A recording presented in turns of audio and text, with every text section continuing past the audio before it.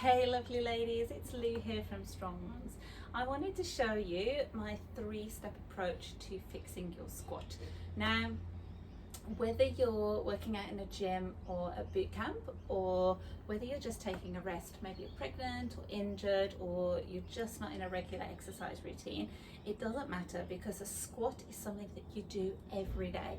So it's a very basic movement pattern, and it needs to be done well as mums, because we tend to get a lot of knee pain, hip pain, back pain, shoulder pain, yeah, everything. So we want to make sure the way that we're moving is done really well, and one of the ways we can do that is to make sure we're doing our squat properly. This especially goes for anyone who's experienced prolapse, or anyone who's experiencing pelvic pain. We just want to make sure that we're doing that squat properly. So imagine all the times you're doing the squat at the moment at home. So you're probably squatting to pick up toys off the floor, squatting to pick up the little ones, squatting to pick up the shopping. Like, you squat as you sit down on the sofa or a chair. So you do it all the time. So we want to make sure that we're going to do it well. So my 3-step approach. Step 1, we're going to get the very first bit right, which is our hip hinge. So find a wall or a railing or a balustrade, and we have our hips. We've got our heels at the back of the wall. So our heels are touching the wall. Then I want you to take a small step forwards. Now, I've probably taken a step that's half the length of my foot, maybe a little bit longer, but you don't want a full foot, because that'll be too far. So probably half the length of your foot. The very first movement that we're going to do is the hip hinge, which means hinging at the hips, and we're going to make sure our bottom touches the wall. What we don't want to do is round the back. So imagine you have a broomstick that's touching the back of your head, touching your shoulder blades, and touching your lower back, your sacrum. That broomstick has to keep those 3 points of contact the whole time, which means we have a nice flat back. So that is the very first part of our squat. Too often I see people bending their knees first, and it's put them in the wrong position, puts a lot of pressure on the knees, and isn't great for our pelvic floor, because it's not keeping our rib cage over our pubic bone. Okay, so step 1, we've got our hip hinge. Step 2, grab yourself a chair, standard sized chair. I presume they come in standard sizes, I don't know, but it feels like this is a standard sized chair.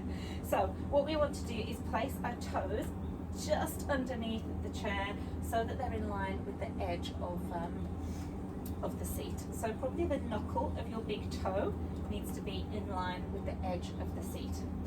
We're going to do step 1, which is what we did on the wall, hinge the hips backwards.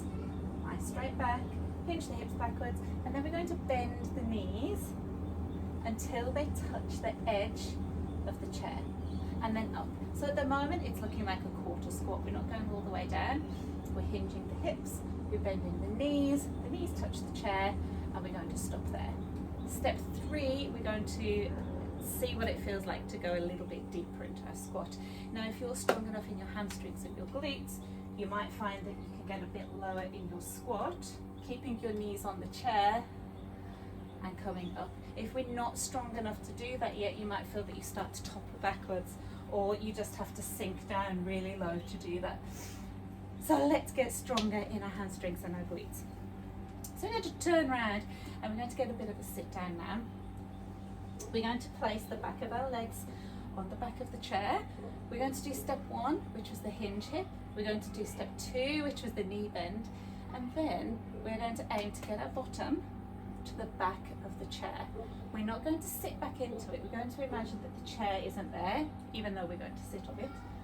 So we're going to keep this angle here with our upper body. I'll show you. So step 1, step 2, sitting back, step 3, but not leaning back. So we're going to keep this angle of the upper body here and stand up. So step 1, step 2, step 3, come up. So now you get a feel for the depth of the squat as well. And then without the chair, it's going to look like this. Hinge the hips, start to bend the knees, bottom goes back, chair's not there anymore, and stand up. So that's how you can kind of fix your squat. The 3 steps, the hip hinge, the quarter squat with your knees in the right position, and then going down nice and low using your hamstrings and your glutes. If you'd like to start strengthening, you can use chair, doing those 3 steps and coming up. And then you'll find that without the chair, you'll get to go down lower and lower, and things like picking up the shopping will be so much easier because you won't have to think about it. Hips will go back, shopping, and off you go. Or children, or picking up the toys, or the laundry, or all the other things that we do as mums. So there we are. I hope that was super helpful and helps you in just moving a little bit better, a little bit stronger.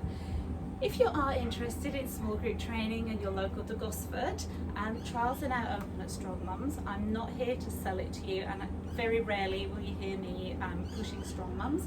This is all about a community that's about getting stronger and fitter and healthier safely as mums. But trial weeks are open at the moment, so if you are interested, you can book at strongmums.com/book a trial, or just head to strongmums.com, or you can get in touch with me. That is it now, ladies. No more sales. Have a lovely, lovely weekend, and I will speak to you soon. And I'm always here to answer questions as well. Bye.